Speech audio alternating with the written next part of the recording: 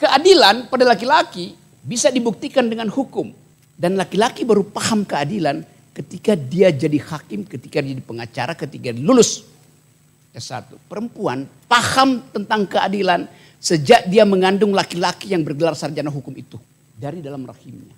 Waktu perempuan hamil, dia berbagi keadilan dalam 3 dimensi. Dia hamil, dia berbagi nutrisi dengan bayinya. Dia bisa membagi tubuhnya itu dengan bayinya. Jadi keadilan pertama-tama datang dari rahim perempuan yang berbuat adil terhadap bayinya dengan mengorbankan sebagian dari gizinya dalam bentuk air susu kalau dia lahir atau nutrisi melalui pembuluh darah vena.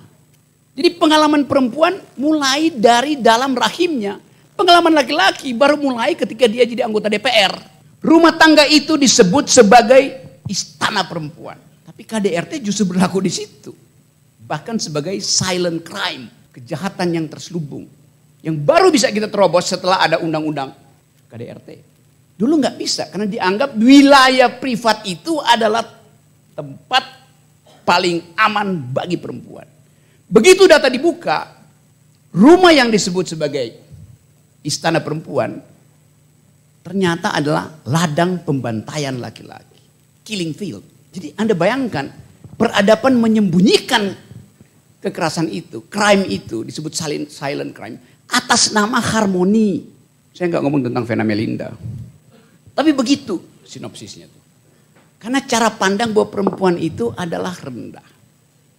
Dan itu terhubung dengan peradaban patriarki yang mensponsori hukum sejak zaman Aristotle. Aristotle bilang begini. Perempuan itu adalah anak-anak yang bertumbuh besar. Otaknya nggak tumbuh. Penghinaan. Padahal kita tahu Aristoteles adalah bapak ilmu pengetahuan. Tapi kenapa dia mesti ucapkan bahwa perempuan itu adalah anak-anak yang bertumbuh besar? Karena feodalisme junto patriarki ketika itu menganggap bahwa yang bisa berpikir rasional hanyalah laki-laki itu. Dan itu tumbuh terus berabad-abad. Kita berutang peradaban pada perempuan 25 abad. Kita berutang pada perempuan. Dan memang istilah person in law, subjek hukum dulu memang dimaksudkan laki-laki. Perempuan itu bukan subjek hukum. Bahkan sampai tahun 30 Amerika menganggap perempuan gak punya hak pilih. Jadi dari awal perempuan tidak dilibatkan di dalam pembuatan keputusan. Padahal kesejahteraan adalah fungsi dari tangan perempuan. Kecerdasan adalah fungsi dari pendidikan sejak dari rahim perempuan. Perempuan melahirkan generasi untuk bertahan. Karena itu diberi kecerdasan. Perempuan gak bisa bersaksi. Sekarang baru bisa, dulu gak bisa bersaksi. Karena dalilnya adalah unus testis, nullus testis. Satu buah sakar bukan buah sakar. Testis artinya buah sakar. Ya dari kata itu ada kata testimoni. Karena yang punya buah sakar hanya laki-laki. Dan diterangkan di situ unus testis, nullus testis. Bahkan satu buah sakar bukan buah sakar. Karena buah sakar harus 2. Kalau satu artinya dia habis dikebiri. Haknya nggak punya di zaman itu. Kalau kita bilang, iya perempuan subjek hukum. Iya di awalnya dia bukan subjek hukum. Kasih testimoni. Tiba-tiba perempuan datang. Pergi kamu nggak punya testis. Ngapain kasih testimoni? Dulu begitu diusirnya.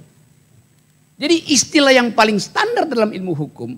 Person in law, subjek hukum. Udah bias patriarki. Karena itu sekarang ada riset tentang upaya untuk memasukkan kurikulum jurisprudence, feminist jurisprudence di dalam kurikulum kita. Satu waktu Nabi Sulaiman dihadapkan kasus di mana dia harus memutuskan bayi yang ada di depan dia itu diklaim oleh 2 ibu.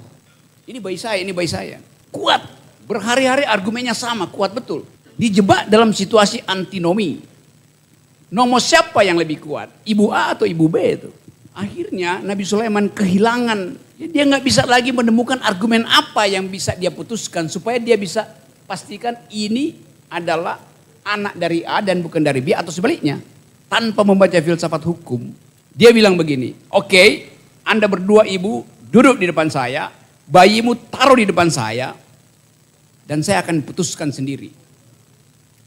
Bayi siapa itu? Caranya bayinya saya bagi 2. Ini pedang saya. Saya akan tebas bayi itu persis di tengah, separuh buat Anda, separuh buat Anda. 1 detik, jangan Hakim Sulaiman, serahkan bayi itu pada dia tuh. Karena itu bukan bayi saya. Yang sini diam aja. Yang punya bayi justru diam aja. Apa keputusan Nabi Sulaiman membaca antinomi itu? Dia kasih bayi itu pada si ibu yang meraung-raung. Yang sebetulnya berbohong bahwa itu bayi dia. Bagi Nabi Sulaiman, seorang ibu yang memiliki bayi tidak mungkin membiarkan bayinya itu dipenggal. Diselesaikan dengan wisdom. Akhirnya Sulaiman bilang, itu memang Anda. Walaupun Anda nolak, tapi itu punya Anda. Anda hanya ingin bayi itu tidak terpenggal, maka Anda mau kasih pada perempuan yang satu yang justru menganggap, iya penggal aja. Supaya dilema antinomi diselesaikan dengan logika. Tapi keputusan hakim datang dari wisdom dia itu. Terima kasih.